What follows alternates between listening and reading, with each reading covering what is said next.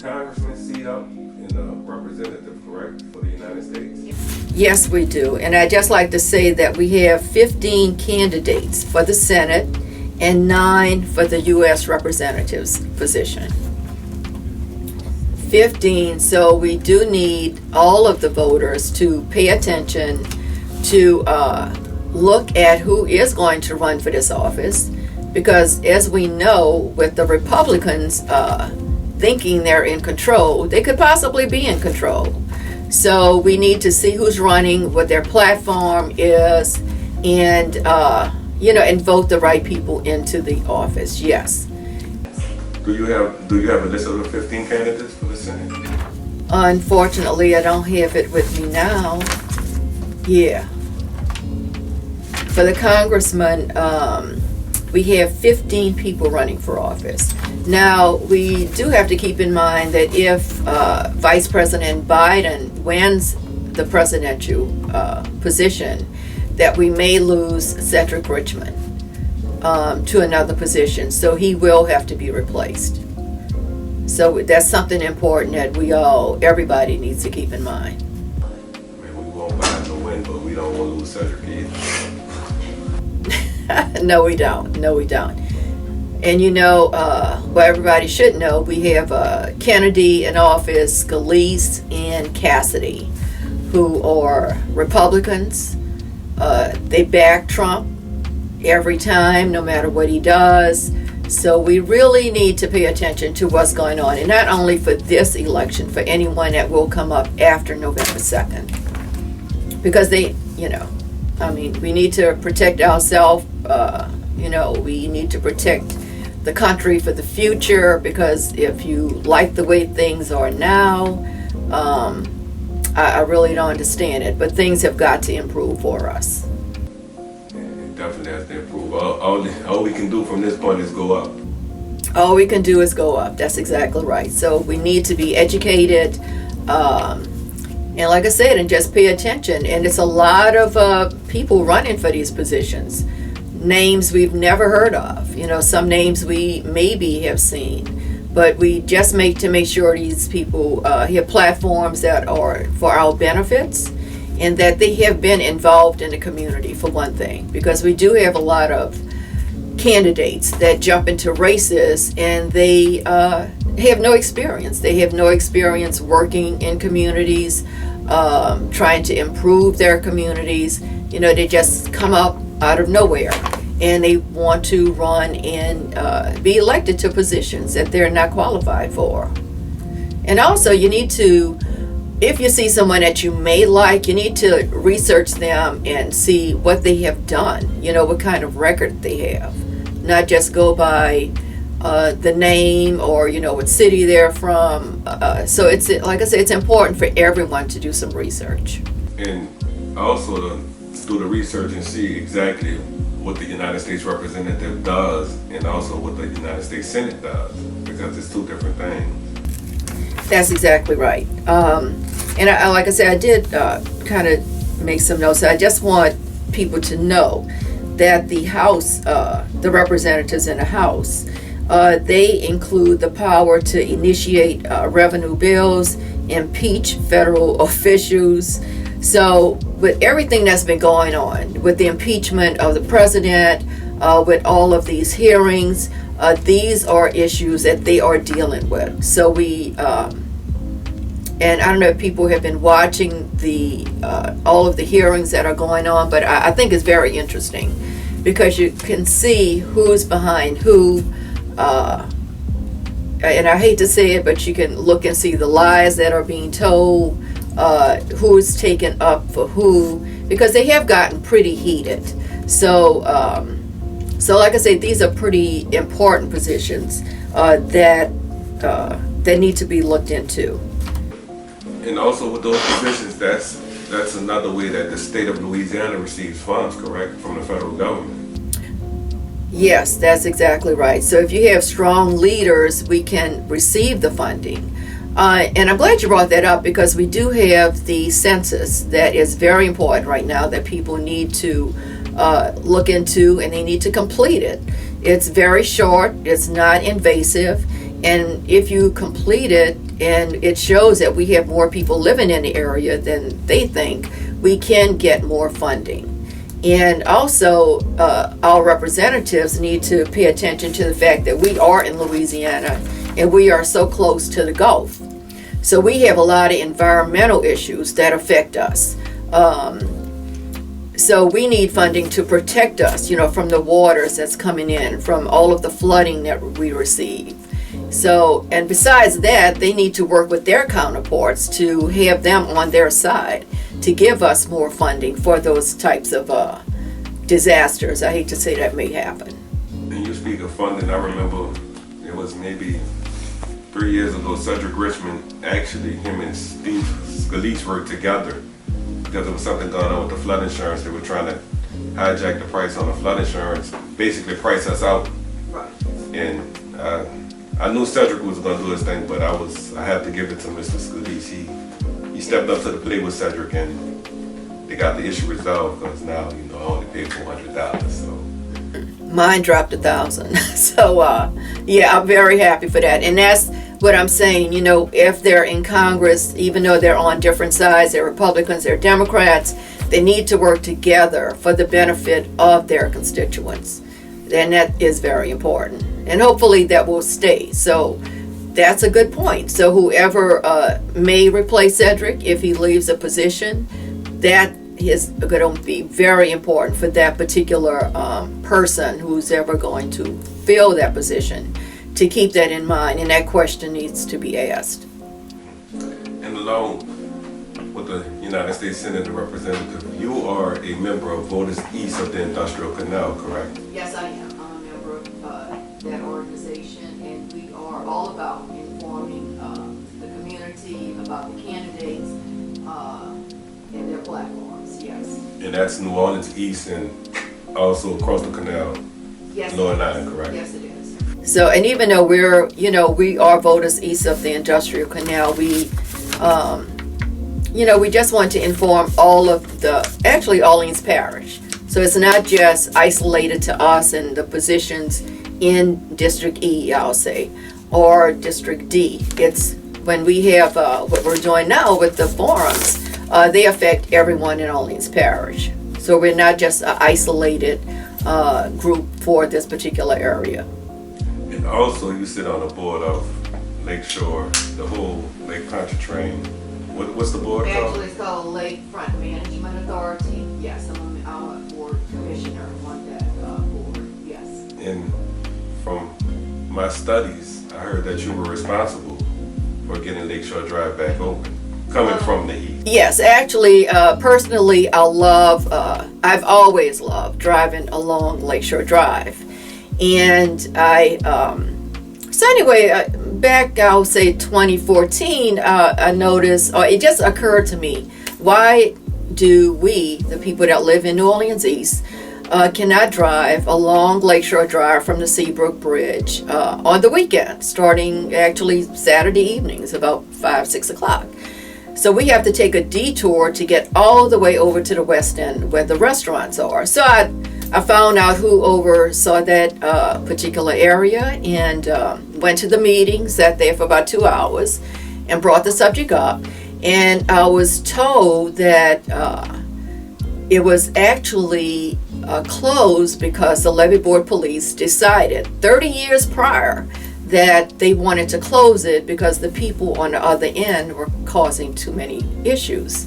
So needless to say, I kind of brought that attention to that particular board, and it was told over a period of maybe 3 or 4 months that it was done illegally, for one thing, because it's a state highway, and that really it should be open. So we had several community meetings. I got community members actually all over the city involved, the mayor involved, our representatives. At one point, we had maybe over 60 people at one of their meetings to question it because nobody really ever thought about it. And as a result, in April, I believe, of 2014, it was open, believe it or not, on a trial basis. So that was strange to me. Yeah, to see what would happen. So needless to say, After that, it was successful, but they had no incidents. Why should they? And it's been opened ever since. So now on the weekends, prior to COVID-19, let me say that, we were able to drive from east to west and west to east with no problems. But during that time, there was an attempt to actually close down 2 of the lanes for bicyclists, which I personally went sit on the lakefront and counted the bicyclists, and it wasn't enough to for them to go along with closing lanes. So because of that, you have shared lanes on either side of Lakeshore Drive because it's 4 lanes. So they were attempting to do that. So I'm going to come forward to COVID-19, to March. Again, I'm noticing they're closing Lakeshore Drive again on the weekends. So I questioned the board, and that's actually another board, a flood authority board, which I don't understand how all of a sudden they have jurisdiction over the travel on Lakeshore Drive. And I was told that it was because of COVID-19. So as time goes on, we go into phase 2, and you can have more than, I'll say, 10 people in a group, isolated and, having a distance and wearing a mask. So I don't understand why it's still closed. So again, they're telling me that it's because of they're going by data and by restrictions, which I don't understand because you can have over 10 people in a group. But it's continuing. So it's still bothering me because they gotta drag this on as long as they can. Because now they're throwing in, when they do their press releases, that they're going by community input. So I want everyone to know that if you enjoy driving along Lakeshore Drive on a weekend, that it's important that you contact the flood authority and let them know that you don't understand why it's like that, but yet you have the west end open from, say, Robert E. Lee and Pontchartrain Boulevard to possibly Canal Boulevard. But and something else has happened recently that is really disturbing to me. I attended a meeting, and a group came from the Flood Authority and did a presentation on closing off 2 lanes along Lakeshore Drive from Canal Boulevard to Rail Street, which is where the railroad tracks are if you're going to the restaurants. And I don't understand it because they don't have enough bikes for people to be riding a bike in that particular area in the middle of the street. Their excuse is that it's dangerous for individuals going to the restaurants, but yet they do have walkways, for people to cross safely to go to the restaurants. In addition, I asked them when the study was done. And they told me a year ago. So I'm like, over the past year. So I'm like, well, the information is wrong because Lakeshore Drive from that area had been closed at Canal Boulevard, or really before that. There's a shelter right there, and it's called Shelter 1. So because of that, you have a doubling of the traffic because everybody has to make a U-turn to get back out. So the information cannot be correct because there is not that many cars that travel there. But again, it's community input. The communities along Lakeshore Drive really does not want us enjoying the lakefront. And we pay taxes for the upkeep of Lakeshore Drive. It's our lakefront. It's our Lakeshore Drive. It does not belong to certain communities. So we really need to, like I say, pay attention. I've actually done a public records request to see when this study was done and who is involved. And as far as I know from the little information I've have been able to get, no one of color has been involved in the planning aspects and approval of this study. And to take it down from 4 lanes to 2 lanes, that requires money, correct? Because you would have That's exactly right. And where is the funding coming from? From our tax dollars. Exactly. You said we pay taxes. So my question is, the city council representative and the mayor don't have a say-so over this? No, well, not our city. Well, our city council person should get involved. Jared Brissett needs to get involved. As far as I know, Jeruso was involved. The Regional Planning Authority was involved. Stephanie Hilfertree, who represents that part of the of Lakeshore Drive, and the Flood Authority were involved. Yes, but not our city council person and not Jared Brissett, who does have a portion of that area. Right, and our city council person has at least up until Franklin, correct? If you're on Lakeshore. You're speaking of Miss Flynn? Unfortunately, yes. No, she actually has up to, I would say, okay, let me put it this way. You know where I-10 makes the curve from Chef going east? She has the port between Lake Pontchartrain and that particular port of I-10. Everything on the other side, including Dalman Road, is Jared Brissett. Yeah, she does not have anything actually to do with that port. Yes. And is it anything that citizens can do? Can we call in to a number or write in? Because that seems not fair. Unfortunately, I don't have that now. I'll be happy to give it to you, but they should call in or write to the Flood Authority East. They are the ones that's making a decision, and actually I would love to get back to you on email for everyone to submit something to, and I can actually send you the latest press release, which has some information on it. But I would love for people to write in. I'd love for that to happen, actually, because they're claiming that we have not submitted any information on it, and I do know at the time that it was brought, what happened, at the time it was brought to my attention, I had some community members write in, including myself. But for some reason, they never received any of our emails, but they received everybody else's emails. So yes, I would love for that to happen. And once again, I could be wrong, but that on that breakdown of that property tax, part of that money goes to A lot of that maintaining Lake Pontchartrain, just like it goes to the Audubon Institute, which is the zoo and the aquarium, and we get that, oh, you can come in free one day out the year, etc.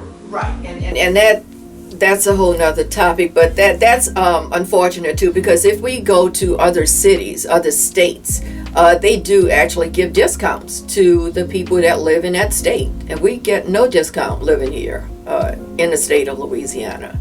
But our tax dollars are going, a lot of tax dollars are going to those entities, and that one day a year just isn't working, because everybody with children, and I don't blame them, they are attempting to go into those facilities, and it's very expensive. And then when they give you the one day a year, it's on a Tuesday. Yeah, during the week, but yeah. The children in school, you're at work. Right. Yeah, it's just unfair and it's unfortunate. And they and the Audubon Society get a lot of tax dollars from us. Yes, I'm totally in agreement with you. And the Flood Authority number, if anyone has a complaint or call, it'll be 504-262-8922. That's 504-262-8922. And Ms. Abel, I want to thank you for your time, and I personally want to thank Voters East of the Industrial Canal for giving this podcast, You're Gonna Film It podcast, in the Box Studio this opportunity. And hopefully we will see you again, because me and you have so much to talk about when it comes to District E/District 98 in the State Senate / New Orleans East.